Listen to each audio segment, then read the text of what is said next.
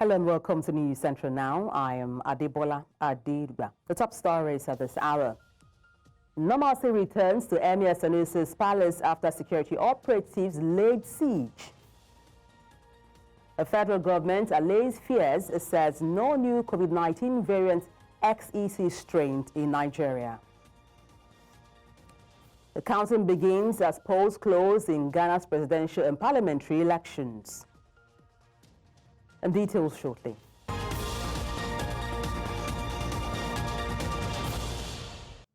Let's begin by telling you that normalcy has returned to Kano and surrounding states as security operatives vacated the premises of the Kofa Kudu Gidan Rumfa Palace, the official home of the Emir of Kano, Muhammadu Sanusi II. Our correspondent Emmanuel Bagudo reports that youth and supporters of Emir Sanusi have started converging on the palace in preparation of a mini carnival in celebration of the Emir. Recall that the officers of the Nigerian police laid siege on Emir Sanusi's palace on Friday, stopping the Emir from escorting the newly coronated Waban Kano to Bichi. The coalition of northern groups has accused President Bola Tinubu of granting permission to France to establish a military base in the country. Now, the coalition, while speaking with newsmen in Abuja, says the federal government also approved the unrestricted access to France following a recent bilateral agreement with the European giant to extract nation's mineral resources unhindered. The coalition, while calling on the federal government to rescind these agreements in the interest of Nigerian citizens, says the action is unacceptable and equivalent to surrendering the nation's sovereignty, and warned that the entire northern region will resist these decisions. Tinubu's administration, Nigerians have been witnessing the open and behind-the-scenes diplomatic maneuverings being deftly orchestrated at the top level of official doom, with the misleading intention to surrender the supremacy precious sovereignty of our dear nation. The coalition of northern groups is compelled by a deep sense of patriotic duty to use this medium to strongly protest and alert Nigerians on the contemplated unconstitutional and indispensable action taken recently by the government in granting alleged permission to France, a belligerent and notorious imperialist power, to establish an expeditionary military base in our dear country. This is also linked with the reported case of bilateral agreement signed between Nigeria and France, giving her unrestricted access to our nation's huge mineral resources. Ahead of the planned protest scheduled for Tuesday over the arrest and remand of a human rights lawyer, Dele Farotimi, the Ekiti State Police Command has banned any form of protests or demonstrations in the state. Farotimi, who had been since remanded in prison by an Ado-Ekiti Chief Magistrate Court, was arrested last Tuesday in Lagos by operatives of the State Police Command over allegations of defamation against him. He was accused of defaming a renowned lawyer, Afe Babalola, in his book titled Nigeria and Its Criminal Justice System. However, human rights activists are calling for protests in Lagos, Abuja and Ado-Ekiti on Tuesday, 10th December. Internal policing experts have called on the Nigeria police to embrace a culture of trust and accountability, key to changing the perception of the police among citizens and fostering accountability. And this was during a national summit on police accountability, which held in the nation's capital, Abuja. Our correspondent, Amadine Oyi, has details. And it occurred to me I have spent about... It was a national summit on police accountability. In attendance were stakeholders, security experts, and others expected to contribute to the discourse bordering on fostering transparency, building trust, and strengthening the nation's police force. It's funny that when we talk about police, the tendency that police is a violator is what comes to our mind. It's an irony. Police are actually established as human rights organizations to protect our rights against being killed, our property being stolen, being detained, and all of those ones. The Inspector General of Police, who was in attendance, says that accountability can foster professionalism and build trust on the Nigeria Police Force. The acting executive director of the Claim Foundation, one of the organizers, adds that accountability can transform the efficiency and effectiveness of the police. Police accountability is a cornerstone of democratic policing. It requires that law enforcement officers utilize their powers responsibly, serving as custodians of public trust. Accountability is not merely a mechanism for addressing misconduct, but a means of fostering professionalism, promoting ethical behavior, and ensuring respect for the rule of law at every level of policing. Police accountability is not just a procedural obligation. It is the cornerstone of democratic governance and public trust in law enforcement.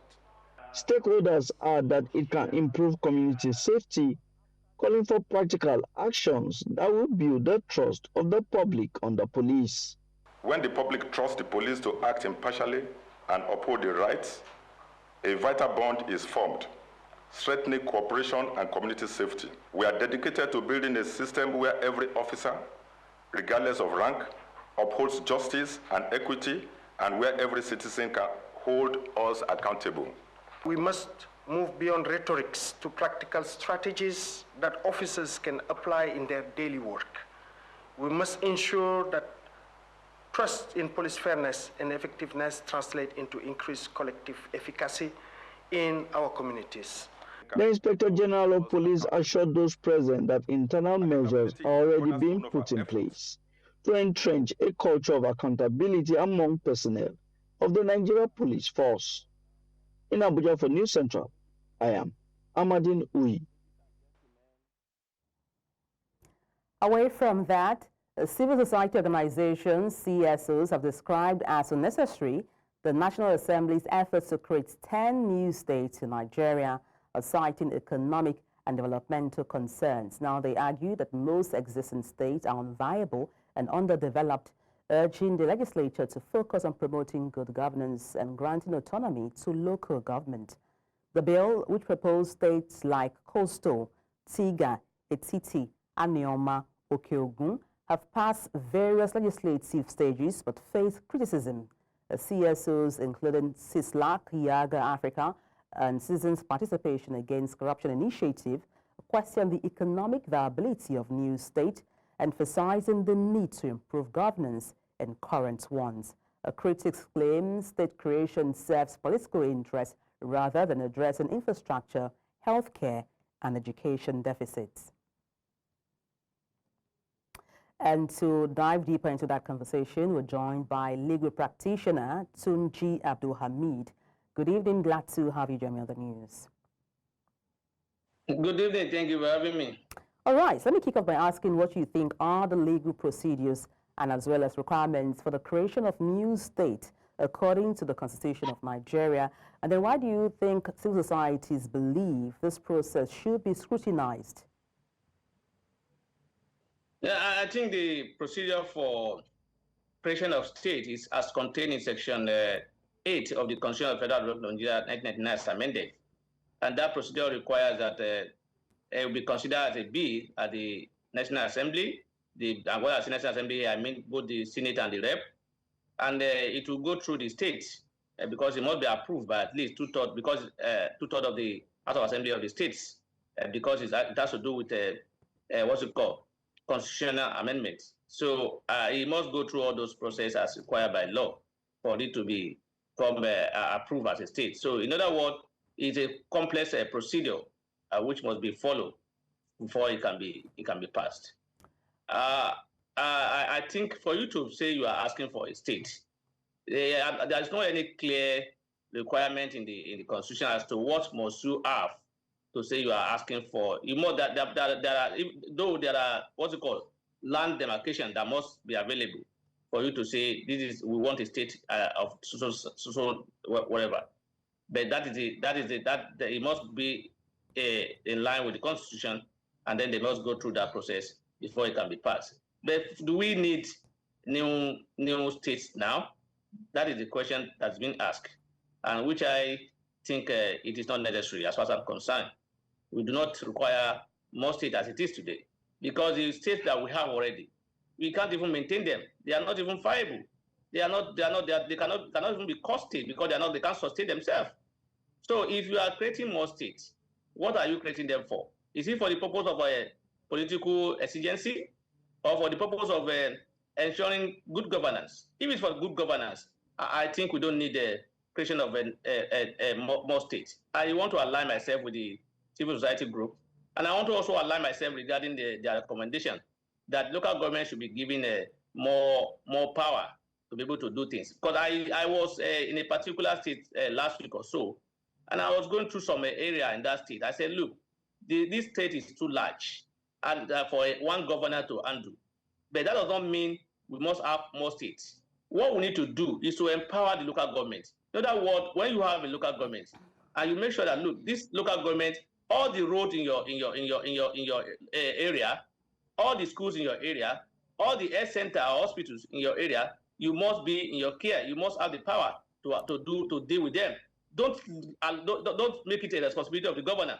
So if that is given to them, so every local government will know that if they don't have good roads, it's their chairman that is not making them to have it. Mr. Abdul Hamid.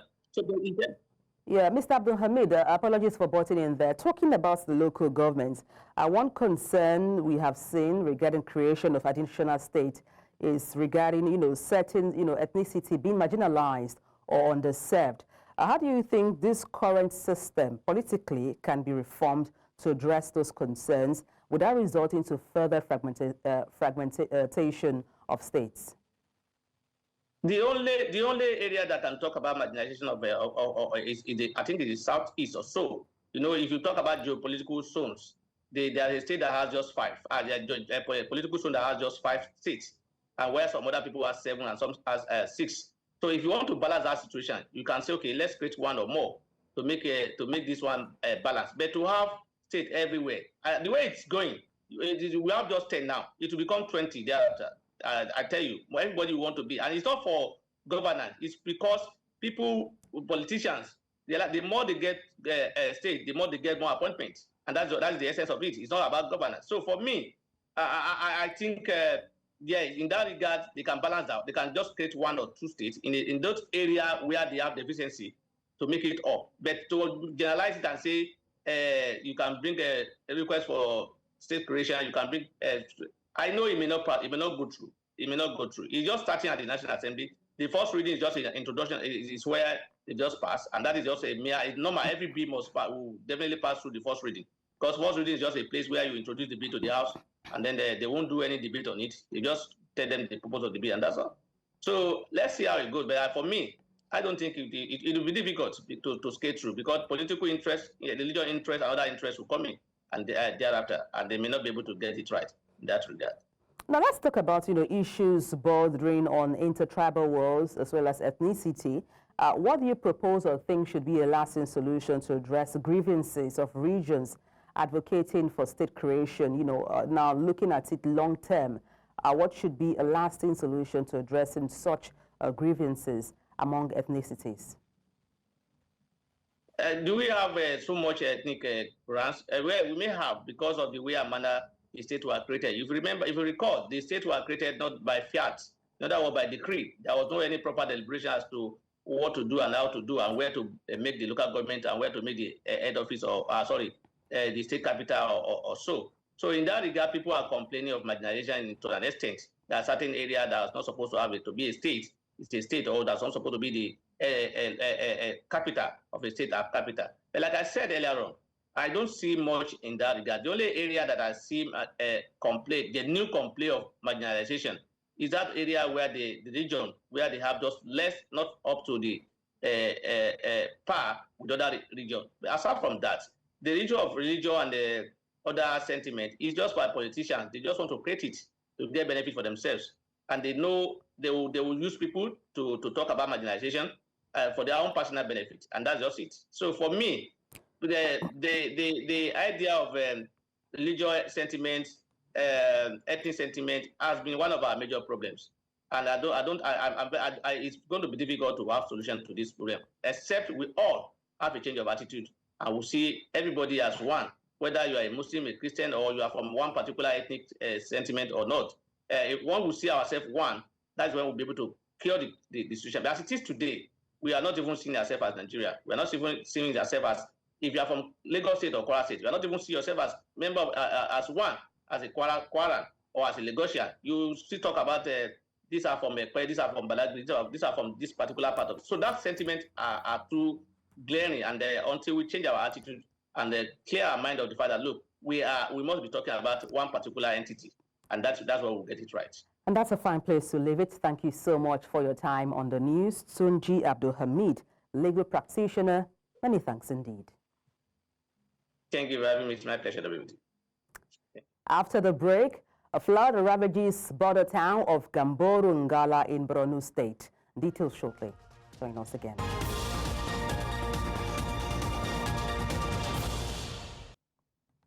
Thank you for staying tuned. Now, several families have been forcibly displaced, seeking help in Nigeria's border town of Gamboru Ngala in Borno State. News Central's Umaru Kirawa reports that victims of the flood disaster in Gamboru Ngala, a Nigerian community sharing border with Cameroon Republic, are calling for help. Some of the affected flood victims are taking refuge in temporary camps and makeshift shelters provided by the Borno State Emergency Management Agency. Homes, farmlands, and other infrastructure have been submerged as the families now struggle to survive.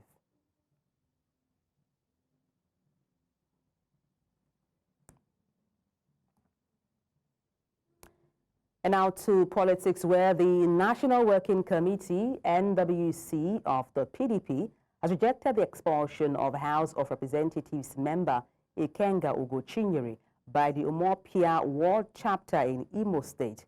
In a statement on Saturday, the PDP National Publicity Secretary, Debo Ologunagba, declared the expulsion null and void, citing sections 57, subsection 7, and Section 59, subsection 3 of the PDP Constitution, which restricts local chapters from disciplining National Assembly members. Ugochinyere, representing Idiato North, Idiato South Federal Constituency, was accused of gross indiscipline, insubordination, and anti-party activities. However, the NWC emphasized that only the National Executive Committee can take disciplinary actions against such members. The NWC reaffirmed Ugochinyeri's membership and urged party members to disregard the expulsion while calling for unity in Imo State.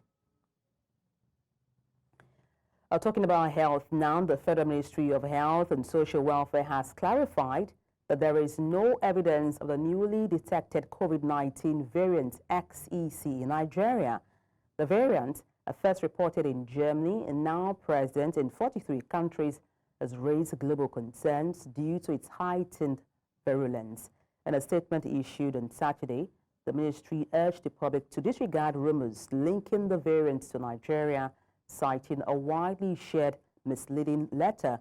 The ministry assures citizens of enhanced surveillance at borders and preparations across federal tertiary hospitals, including upgraded molecular labs and isolation centers. The Africa CDC has advised member states to intensify SARS-CoV-2 monitoring, noting limited sequencing efforts in Africa, but confirming one XEC case in Botswana from a European traveler. In an effort to combat Nigeria's growing unemployment crisis and promote self-reliance, the federal government, in collaboration with the National Water Resources Institute, has launched a transformative skill acquisition program.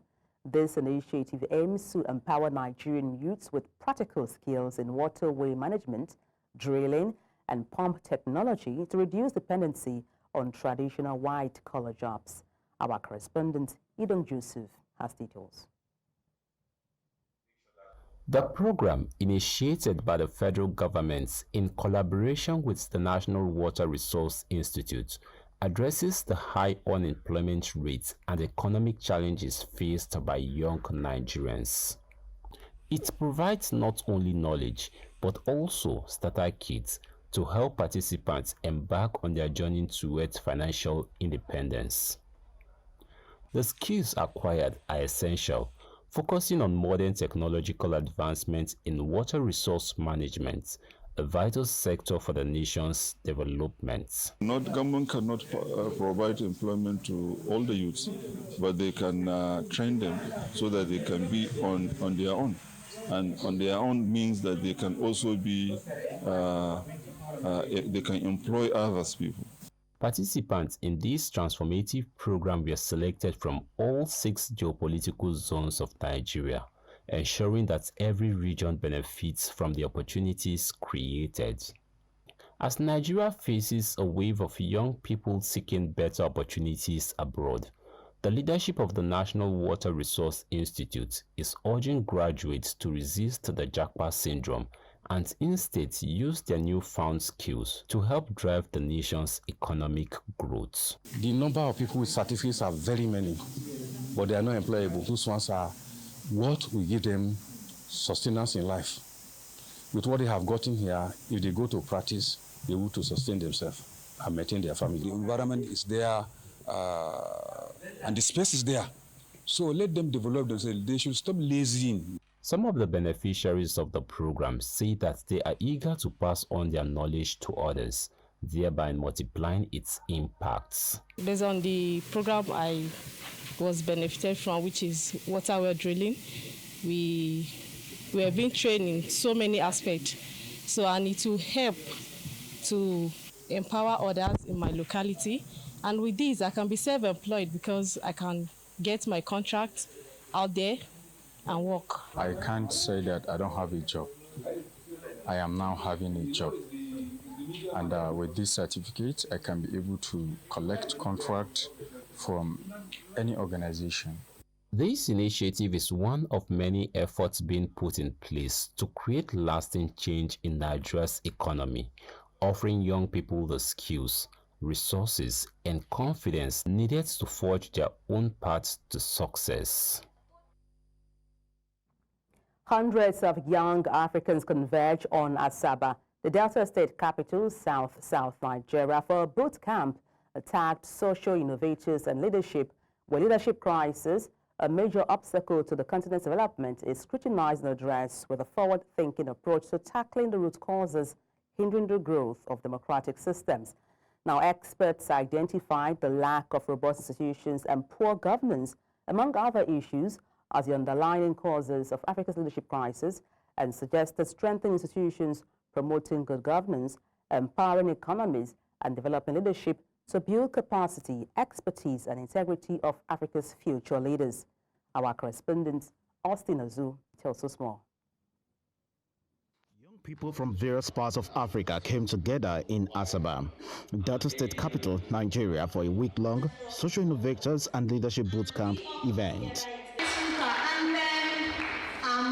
The convener of the event, Evi Sakobi, stated that the event is organized by the Not Too Young to Lead initiative in conjunction with the Office of the Senior Special Assistant to Delta State Government on Youth Mentoring and Development. We complain every day that our leaders are bad, Africa has leadership problems. But I ask myself, these leaders, were they imported to Africa? No. These leaders, they were once youths, shaped by the environment they found themselves. And how do we build a critical mass of young people who will tell their leaders what to do? If they are not doing it, who will diplomatically push them out and do it? Governor Sheriff Oberewe, represented by the State Commissioner for Youth Development, Fango Tanukurai, encouraged youth to harness their youthful energy to build a strong foundation for their future by engaging in productive activities and shunning social vices. Say, as a good follower, one day you become a good leader. The integrity she talks about, the core values, that is what really makes you a good leader tomorrow. So I want you people to put in your mind and soul and spirit so that we can make Africa a better place again for us all. Notable speakers shed more light on how young people can shape the society through leadership and innovation in Nigeria and Africa in general. For some of us who are here, that are aspiring to either lead, as public leaders in governments, in our communities, you must start by giving your best, as little as it is, to community service. Community service is what prepares you for that position you want that is higher than you. So it's not about me, it's not about you. It's about ensuring that that door is open. And it's open for other people to pass. And what that means is to not make you selfish. I've seen a lot of young people, they get into the door, they close the door for others. You must make sure that you hold the door for people to pass and you leave it open. A panel of discussants further advanced the conversation. Some participants also shared the knowledge acquired and how they plan to integrate it into their daily activities and communities. As a young person and as a youth, first off, you need to have integrity, you need to have the drive, you need to have initiative to take your dream to where you are heading to. So yeah, that would be my take home. I also learned that one thing we must have as a youth is the ability to serve. We should take away our minds from what we tend to get, which is the benefit aspect of it, which is also paramount, but that's not the basic. First is the heart of service. This program is actually self-educative though, because I learned a lot of things about self-discipline, mentorship. These youths and participants hope to take the message of the leadership training that they have acquired to their various countries and states, hopefully to be implemented in their local areas to begin their initiative of leadership change in their communities. In Delta, for News Central, I'm Austin Azu. Coming up, counting begins as polls close in Ghana's presidential and parliamentary elections. We have details shortly. Join us again.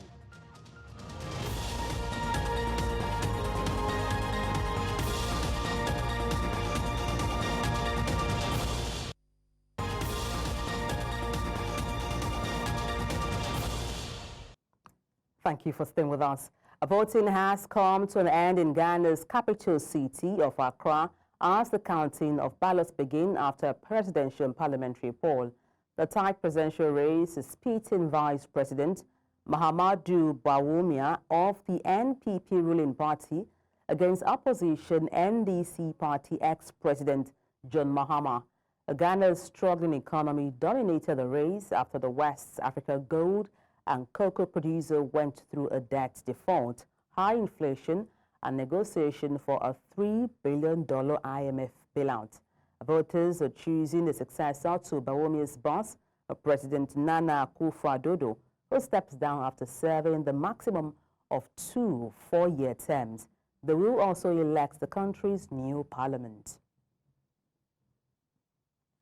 We have our correspondent who has been our eyes and ears in Ghana, and that's Bernard Akede, as well as Afia Hagen, who are covering the elections. They join us right now. Good evening, Bernard, as well as Afia. Good evening, Adebola. Yeah. Bernard, how are things taking shape now regarding vote counting as the voting has come to close now? Okay. I'll speak for Kumasi, where I am now. In Kumasi, voting has closed, obviously, ended exactly 5 p.m. The whole procedure was that as at 5 p.m., whoever was on the line or on the queue will continue to cast their vote until it ends, but nobody else will be allowed to join the queue. And then if there is, as long as there's nobody on the queue, it completely ends. So what happened in post-polling units, as with where the polling unit where I was, is that the boxes eventually, the seals on the boxes were cut open, and then the ballots were brought out and counted, sorted first of all according to parties, and then counted in front of the watchful eyes of the party agents. And they started with presidential first and then moved to the parliamentary. And then after counting of all of that, then they would move them to collation center in Kumasi as they will do in other regions in Ghana. You have 16 regions in total. Kumasi is the second, will I say, most popular or second largest region in Ghana. So that's exactly what's happened. So when they now move them to these collation centers, now they don't need to recount there. All they need to do basically is to calculate the figures that they believe have been properly counted and collated in each of the polling stations. So far so good in Kumasi. It's been peaceful. It's been smooth. Everything has gone on quite well. And now we're expecting that each of the polling stations, yes, polling units, will be moving their votes to the collation center in Kumasi. Well, just to find out from you, Bernard, let's talk about residents in Kumasi where you are. What have they said so far regarding the build-up and up till now when the election has come to a close? And what do you think, is on the lips of people in terms of who should emerge as the winner of this election? To be quite frank with you, it's a bit confusing now because when we came in on Thursday, first of all, we spoke to certain people in Kumasi, and many of them were swinging towards, John Mahama, saying that they want John Mahama to win, only for Friday to come, and then we spoke to other people, and many of them were swinging towards Bahumia's camp. Considering the fact that Ghana is a country that has experienced, I think, 2 protests concerning hardship in the country and the amount of taxes that has come under Nana Akufo-Addo's rule. Bearing in mind that Bawumia is the current vice president serving with Nana Akufo-Addo. And then we began to ask people questions, and we're saying, well, you can't blame the current government when it comes to economic hardship and economic challenges. It's not a thing caused by the ruling party alone. It's a global phenomenon. So it's almost as if they completely forgot about the last 2 years where they were protesting and complaining, I beg your pardon. They forgot about, the hardship protests. They forgot about the taxes that they complained about. And now they seem happy and okay with the government that's in power. So it's like this and like that. And the polling units where I was, the votes that were counted favored Bawumia. That's the current vice president. But then that's just one polling units out of several polling units in one region. There are 16 regions in Ghana. So we're waiting to hear from the other region, the other polling units, first of all, in Kumasi, and then the other regions across the country. So for now, I think it's still a bit early to call, but I think it possibly will be a tight race. Well, from what you have seen or observed so far, Bernard, how would you describe the demography of people who have come out, who came out rather, to cast their vote today? I think I'm pretty impressed with the demographics of people who came out to vote, just as I'm impressed with a lot of things that I've seen today in Kumasi. So we've had the young, we've had the elderly, we've had male, we've had female, we've had people from all walks of life, honestly, coming out to vote. I think they were intentional about the electoral process today, and election and voting particularly. So people came out as best they could, and there was no disparity. Although in the last polling unit I visited, I tried to get information concerning the demographics of people who came out to vote, and we had more male than female voters in that particular polling unit. And I think it may be the same in almost all other polling units. But as regards voter apathy, like I did ask, I think it was quite an impressive turnout. Not fantastic, but impressive. Well, I do know or imagine that Ghanaians are waiting, with bated breath, as well as the rest of the world, for who will emerge as the winner of this election. What information are you, hearing regarding when results will be announced? If everything goes according to plan, I would like to believe that results will probably be announced maybe Sunday evening, that's tomorrow, either Sunday evening or Sunday night. If push comes to shove, it may spill into Monday, but I think that should be the latest we should get. I don't see any reason why the results would go beyond Monday. But if they do, then it's obvious that there's something critical going on. But as I mentioned, Sunday evening or Sunday nights, and worst case scenario, Monday.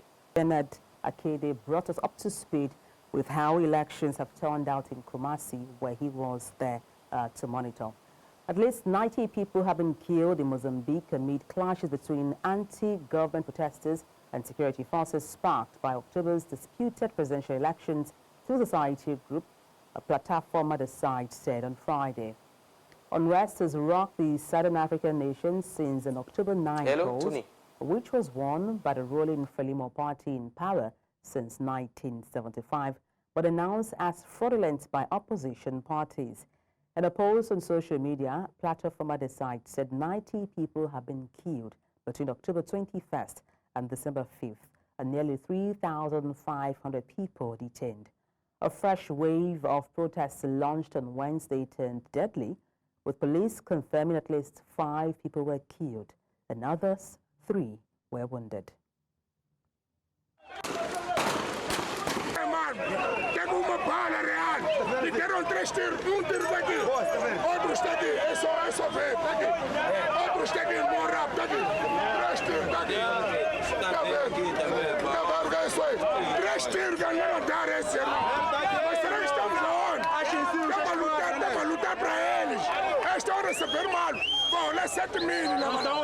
Tem pessoas que morreram hoje aqui, tem pessoas, amigos, vizinhos que morreram hoje aqui. Tem pessoas que estão mal até agora. Eles não sei estão aí a fazer pressão do quê? Porque eles também estão mal e não receberam, a família deles estão passando mal. É o que é isso que estão a fazer? Que nos deixem, nós lutamos pelo nosso país, pá. Let's return to Ghana for context now to have another of our correspondents, Afe Hagen, bring us up to speed on how elections turned out in terms of parliamentary and presidential election in Ghana. Afe, tell us what part of Ghana you're in and how has the election, been so far?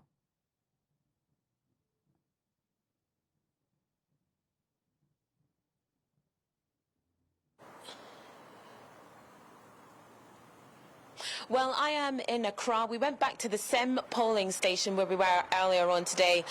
And when we got there, there was a little bit of sort of rabble in the front. There was a bit of an argument in the front of the polling station, and we managed to ascertain that one of the ballot boxes had been damaged. And we don't know if that was the damage that was done to it in people trying to get into it for the count. So that was a problem initially. And while setting up for the live, 2 motorbikes with 4 guys on the motorbikes rode into the polling station, round to the back of the polling station. Security services were there. Just before we were about to come to our live, there was a massive rush of people that came running through the polling station, more guys on motorbikes, and we learned that someone at the back of the polling station where we had been just this morning had been shot. We're not sure what happened, what that was in relation to, but that person had been shot. A police officer looked like he'd been involved in a fight with some of the people that were the perpetrators of that crime. Polling station was rushed. Lots of people cried.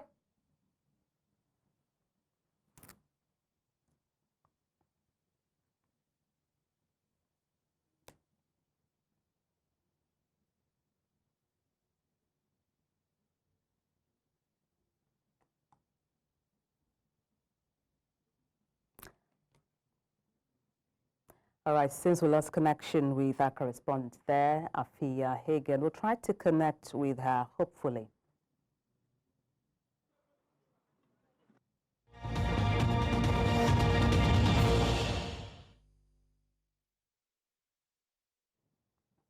Donald Trump has visited Paris for his first international trip as president-elect, attending Notre Dame Cathedral's reopening ceremony and meeting French President Emmanuel Macron. Trump praised the restoration efforts of its historic landmark nearly destroyed by fire in 2019, calling it a very special day for all. Enhanced security, including anti-drone measures, has surrounded Trump's visit, coordinated by French police and the Secret Service. Macron, who previously hosted Trump during his first term, aims to strengthen ties with the incoming administration amid global challenges, including Ukraine's defense. Now, Trump also met with Britain's Prince William. A senior Saudi royal has termed Israel genocidal and an apartheid state while urging incoming U.S. President-elect Donald Trump to advance Middle East peace. Prince Turki Al Faisal, Saudi Arabia's former intelligence chief, voiced hope that Israeli Prime Minister Benjamin Netanyahu would face the International Criminal Court, ICC.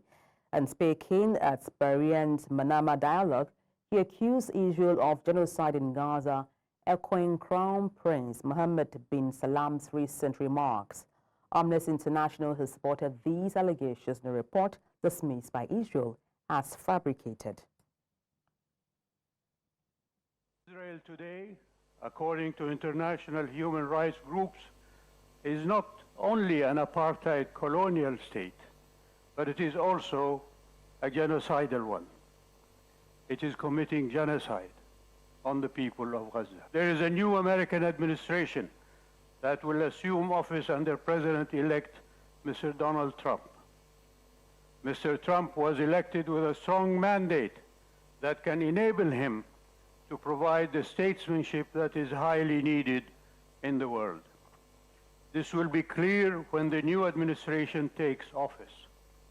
However, it is understandable that dealing with the situation inside the United States, which faces enormous challenges, is a priority for the new president. Respectfully, Mr. President, no more brimstone and hellfire is required to bring hostages back and bring peace to the conflict. And for more updates regarding elections in Ghana, let's connect with our correspondent there, Afia Hagen. Afia, you were speaking to me earlier on how things turned out in Ghana. Skirmishes there regarding election going on in the part of Ghana where you are, Accra. Go ahead and fill us in.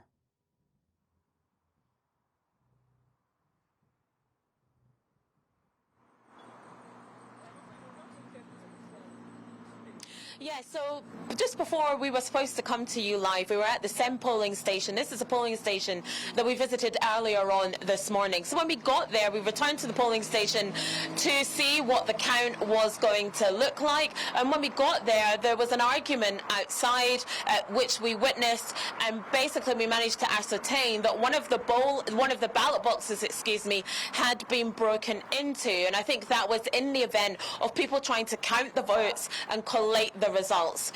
So we set up for the live as usual. A couple of guys on motorbikes whizzed in behind us, and there was a little bit of tension just before you were about to come to me for my live, for me to speak to you.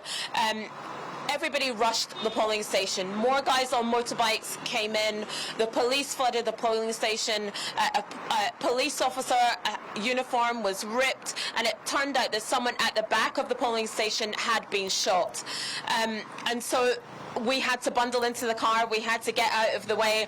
More guys turned up in cars, on motorbikes, and we don't know what that was in relation to. We don't know why the man was shot. We don't know who shot him. We basically just got out as soon as we could, which is why we're not at polling station at the moment. We're about a minute away from where that incident took place, sort of like 10 minutes ago. Afia, thank you so much for your coverage right there in Ghana, Accra. Many thanks indeed, Afia. And up next is sports news.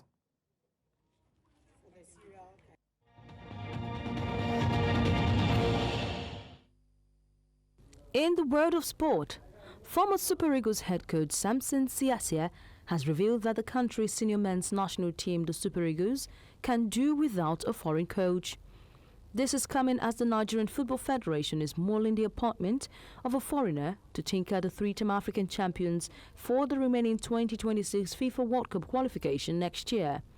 The Super Eagles are currently fifth behind Rwanda, South Africa, Benin Republic and Lesotho. In a 6-team group with 3 points from 4 games, having drawn 3 and lost 1.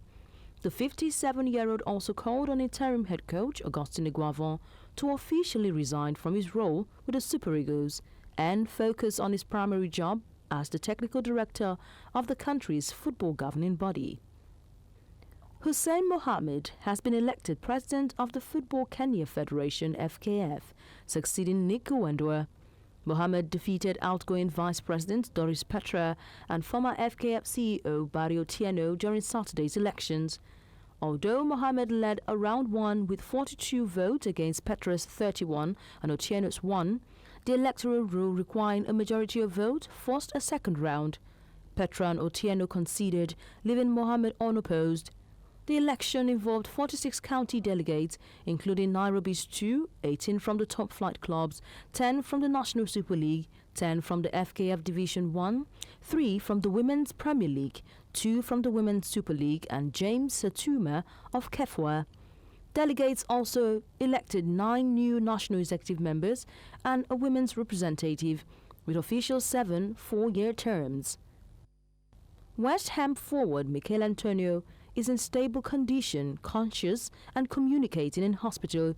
This is following a road traffic accident, the club confirmed on Saturday. The Premier League team had issued a statement on X early on Saturday evening, saying Antonio had been involved in an accident but gave no further details. West Ham provided an update in a subsequent post after images of a heavily damaged Ferrari began to circulate online. The London-born Jamaican international joined West Ham in 2015 and has scored 83 goals for the club in more than 300 games. Finally, in the world of sport, Justin Watson made combat sport history with a stunning 2-second knockout at the BKFC 69 in Atlanta. Watson delivered an immediate overhand right, dropping Cole Farrell face first to the canvas just 2 seconds into round 1. Referee Brian Miner promptly stopped the fight, confirming one of the fastest knockouts ever recorded. The feat left Watson elated as he celebrated his extraordinary accomplishment. The victory highlights the unpredictable and explosive nature of bare-knuckle boxing. And that's it in the world of sport. I am Onyinyechi Obaro.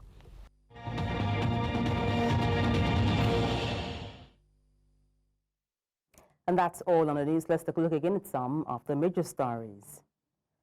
Normalcy has returned to Emir Sanusi's palace after security operatives laid siege. The federal government has allayed fears, said no new COVID-19 variants XEC strain in Nigeria. We also told you that counting has begun as polls close in Ghana's presidential and parliamentary elections. You can watch Central live on DSTV, channel 422, Star Times, channel 274, Avo TV, and YouTube. Many thanks for watching. I am Adibola Adiduba.